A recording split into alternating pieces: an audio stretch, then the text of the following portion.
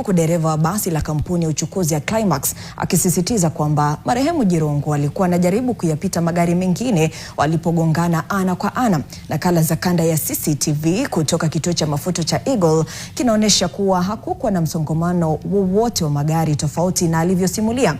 Kama anavyotaarifu ripota wetu Duncan Haemba, dereva wa basi la Climax alidanganya kuhusiana na ajali hiyo.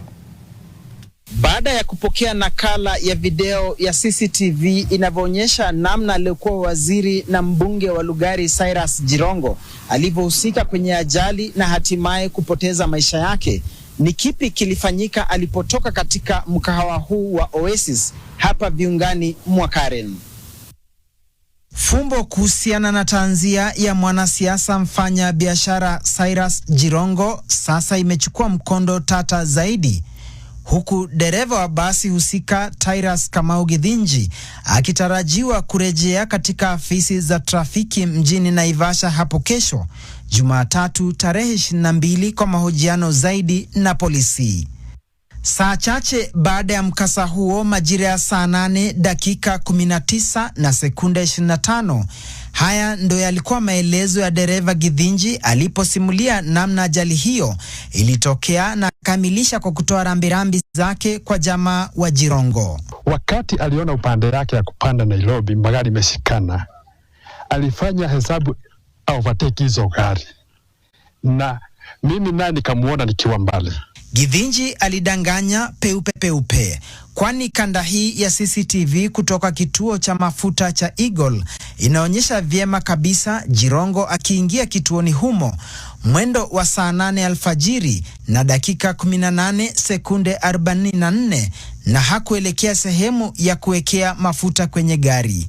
Badala yake aligeuka kwa muda wa sekunde 34 na saa 8 na dakika 19 sekunde 19 akaondoka katika kituo hicho kwa haraka na kupinda kuelekea tena barabara ya Nairobi alikokuwa ametoka. Lingine linalozua maswali zaidi ni gari hili jeupe aina ya Probox lililofuata na kuingia kituoni humo sekunde 29 baada ya Jirongo kuingia.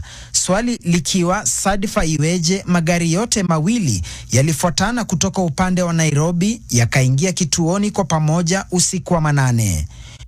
Punde tu gari hilo lilipoingia, Jirongo akaondoka ghafla kwa kasi kurudi upande wa Nairobi, kumaanisha huenda alikuwa ameingia kwenye kituo hicho ili kulichenga gari hilo la Probox lilokuwa limemwandama labda kutoka Nairobi. Makachero wa DCI wanasemekana wanafuatilia habari zaidi kwamba baada ya kutoka klabu ya Karen Oasis eneo la Karen Plains karibu na makao rasmi ya naibu rais, Jirongo alihamia hoteli ya Park Place iliyoko barabara ya Magadi kabla ya kuondoka na hatimaye kufariki ajalini eneo la Karai, barabara kuu ya Nairobi Naivasha. Lakini duru kadhaa kutoka hoteli ya Park Place wamekanusha uvumi huo. Akizungumza na NTV, George Haniri, rafikiye Jirongo, amethibitisha kwamba ingawa walikuwa na msubiri Jirongo aungane nao kwa kikao cha kila mwezi cha kumla mbuzi, Haniri akiwa ndiye mwenyekiti kusimamia msimu huo, marehemu hakufika. Ilipogonga saa 2:30 wakamaliza kikao, huku Haniri akifululiza hadi klabu ya Karen Oasis na kumpata Jirongo akiwa kwenye mkutano na mmiliki Rebman Malala, hali kadhalika spika wa bunge la taifa Moses Wetangula. Haniri aliyekuwa ameandamana na mkewe hakushuka kwenye gari lake, wakageuka na kwenda sehemu nyingine. Pia kwa mjibu wa rekodi za mamlaka ya NTSA, gari nambari KCZ 350C alilokuwa analiendesha usiku huo linamilikiwa na kampuni ya Smart Cars Limited, wala sio Cyrus Jirongo. Doubts are mounting over whether the former Lugari MP died in a simple accident. Friends say Jirongo had over time expressed fears for his safety. Now they're demanding answers about what really happened on the road in a country where high-profile deaths in road crashes often end in inconclusive investigations. They insist this case cannot be brushed aside as quote-unquote routine, and this is well fleshed out on page 4 of the Standard today. You can see we have George Haminwa Khaniri there. This is former Vihiga senator saying, I asked why he was still out having fun, yet him, that is Kisia, and I had an important meeting the next day. He told me that he had finished and was just about to go home. There was no talk of him going to Naivasha. And then we have Philip Kisia, him saying he was a man of people, of the people, I should say, an international businessman. Lately, he had gotten into some very good business dealing in minerals from DRC and other countries. He was a threat to some people. So the probing questions are here. How did Jirongo end up driving towards Nairobi from Nakuru? Yet he had been in Nairobi till 11 p.m. Friday night and had no plans for leaving the city. Okay, then we have the next question. Why would he have called his caretaker in Gigiri at 10 p.m. informing him he will be home in a few minutes, yet he was away from the city? Why would a head-on collision leave little damage to the body as seen at the scene by his friend George Khaniri? And why would a driver whose bus had crushed a fellow human being remain calm as he narrated details of the accident? Yes, first of all, I start with expressing my heartfelt condolences for the passing of Jirongo.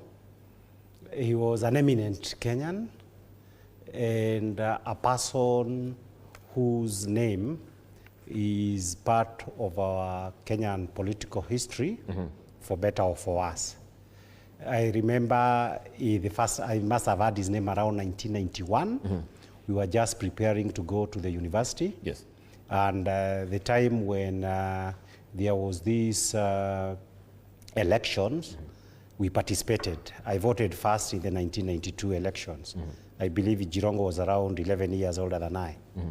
And his name featured a lot. There was a lot of mass bribery, a lot of violence associated with Youth for KANU 92.